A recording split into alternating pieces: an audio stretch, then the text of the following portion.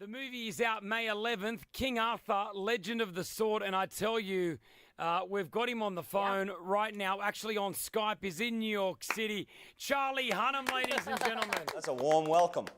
Now, Charlie, when we heard we were going to interview you, they make us watch the movie, all right? Which I thought to myself, oh, here we go. Let's go watch the movie. But then within 10 minutes, I was blown away. Yeah. What an unbelievable movie. Was this as good to make as it was to watch, Charlie? Yes, absolutely, you know, which is not always the case, but that was the central direction. That was the mandate that Guy gave me right at the beginning. He said, look, I know you're a serious, earnest young man, but what we need to do every day is make sure that we are having fun, because if we're having fun, then the end result's going to be fun, and that's what we need this to be. So that was at the forefront of our intention every day, so I'm glad you guys had fun too. Now, obviously, this is a period piece, right? But it feels so modern when you're watching it. It's got like that rock star quality to it. Was that something that you brought to the role, or was this something that Guy had already envisioned? Yeah, I mean, you know, if you're going to retell a story that's been told many times before, you have to bring something fresh and new and original to it. And as soon as I heard the initial pitch, which was simply Guy Ritchie's King Arthur, I sort of saw what that was going to be.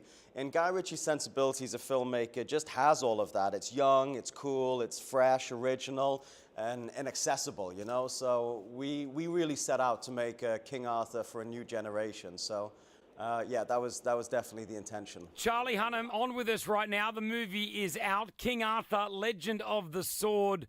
It looked very, very physical, Charlie. Did you get any injuries making this film?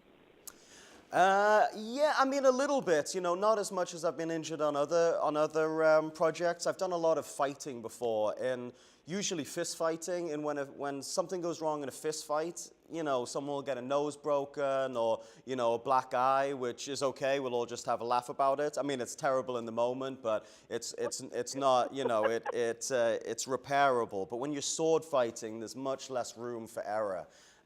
We were initially fighting with plastic swords a lot, but I just kept breaking the swords, so we ended up graduating to metal swords.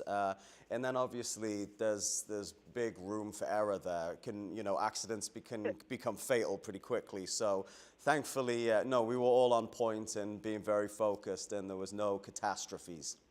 Were you walking around trying to see who's got the biggest sword on set? Yeah, exactly. But, you know, it's hard to beat Excalibur. Charlie, I saw a video that you got to keep the sword of Excalibur. Is that true? No, it's not true at all. I tried to steal an Excalibur and got rumbled in the act. And I said, well, listen, you know, I've been caught in the cookie jar, but it's all right. You know, I'm going to take it anyway. And they said, no, please don't take it, because you're going to ruin the surprise. Guy Ritchie has actually requested a new, beautiful sword that he wants to present you upon wrap to say thank you for all of your hard work. And I said, oh, lovely. What a nice surprise that'll be. And then the sword never arrived. So, oh, wow. Now, is it true you scared off 2 burglars in your house? They tried to break in and you got them. Yeah, that wasn't with a sword. That was with a machete. But yeah, no, it's definitely a deterrent. Unless the dude shows up with a gun, then you're in trouble. But yeah, if he's just showing up to your house with his fists thinking it's going to be all right, you pull out a sword and things get reversed pretty quickly. But I mean, in all seriousness, I have absolutely no desire to hit someone with a sword. I mean, it's a messy business. It ruins the carpet quickly. So thankfully, in that instance, just seeing the machete was enough of a deterrent, so I didn't have to hit him with it. Charlie Hunam with us right now. The movie, honestly, it did blow us away. Have you been to Dubai before? Have you come here? I haven't. I would love to come to Dubai. My brother, for many years, worked for Shell Oil. He was in the oil business, and so he would come and work in Dubai a lot, and really, really enjoyed his time there. But no, I haven't made it out there yet. But I hear it's a pretty spectacular place. Oh, you got to get out here, my man. Now, we spoke to Guy Ritchie earlier on. He said that he can definitely take you in a BJJ fight. Brazilian Jiu-Jitsu, he's got you, Charlie. Is that true?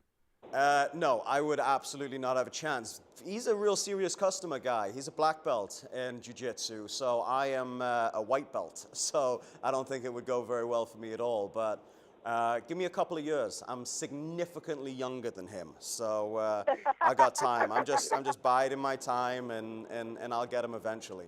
King Arthur, Legend of the Sword, out across cinemas. If there's one movie you're going to see, go and see Yes, this one. totally. So good. It blew us away. Here's the star. It's Charlie Hunam with us. Thank you.